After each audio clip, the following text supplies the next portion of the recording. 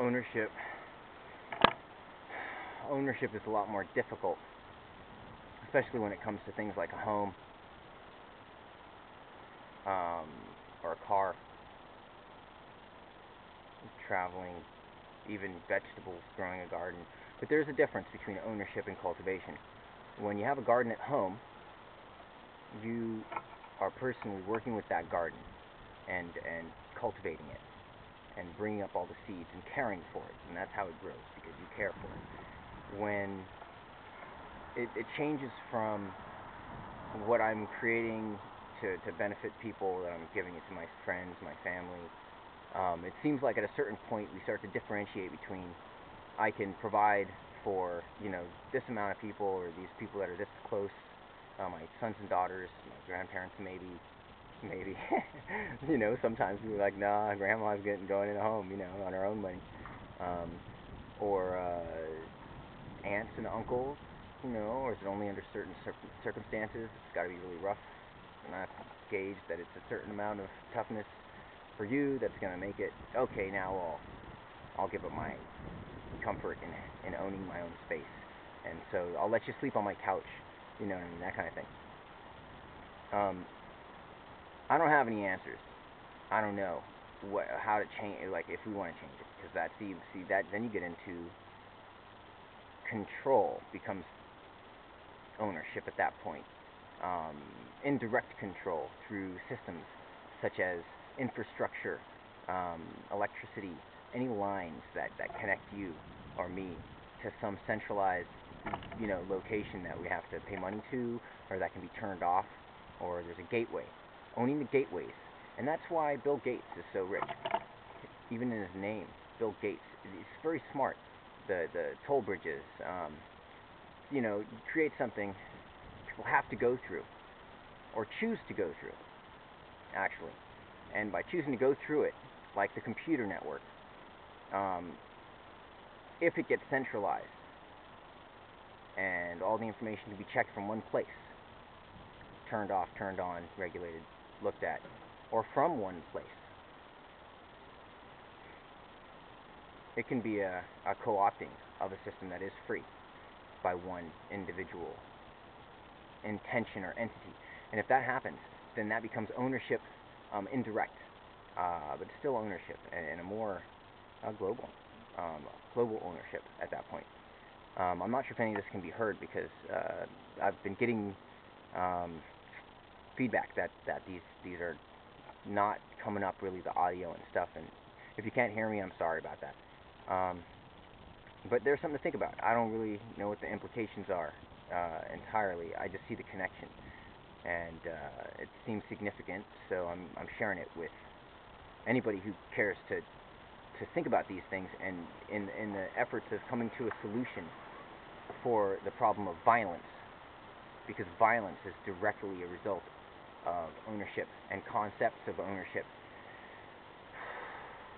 Maybe everybody already knows this, and this has just been a big play, and I've been being teased with information that isn't real, and it's a big theater to see how riled up I can get,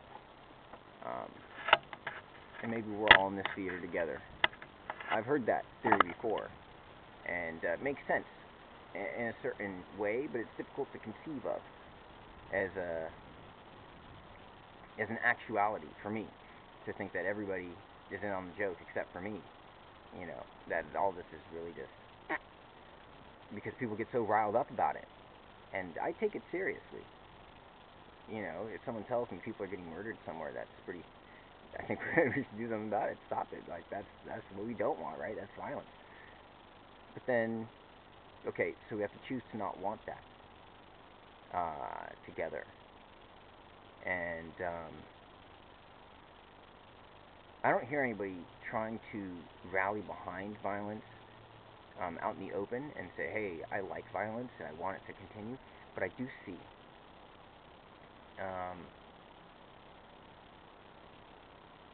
that, at least in the story that I get told by the media, the television, sometimes the internet, other people, newspapers,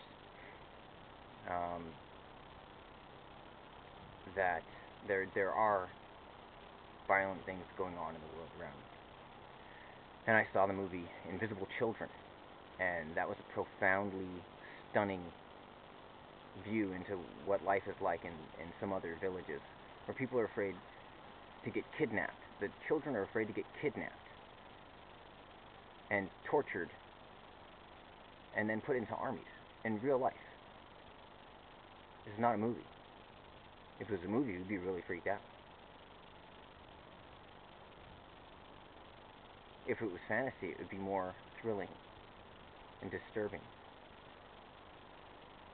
Because we'd be allowed to be disturbed by that. See all kinds of really horrible stuff, horror movies. Always kind of disturbed me. That fascination with the macabre. It's like giving it value. It's like giving it love. And maybe that's what we need to do. And at the same time, allowing that to happen, and even knowing that maybe our own representatives are taking the money we're giving them to educate our children and pay for health care for when we get sick, and pay into the Social Security that they're trying to cut. And all those social services, they call it, like it's some kind of a favor to have everybody have a house and food. There's a meeting going on Wednesday, right now, or yesterday. You know, they got 200 units for homeless people here. It's really cool. And I think that the issue has, and I think that actually is, like, that's really addressing the issue. People need homes, we make homes for them. And I've seen that in a lot of communities, actually, that I've lived in. And I see a lot of homeless people anyway, that are not allowed to be free and homeless. We should be able to have gypsies.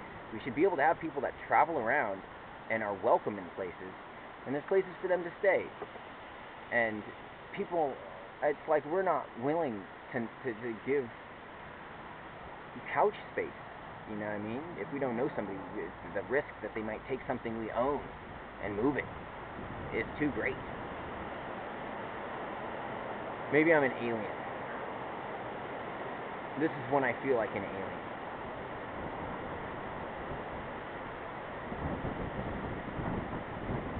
The values that contribute to taking things from people, it confounds me. We tell our children not to do it, but our peers can? Or we just feel like we can't stop them? What are we, in elementary school? We're afraid of the bully? He's gonna beat us up after school? Yeah, man. With tanks now.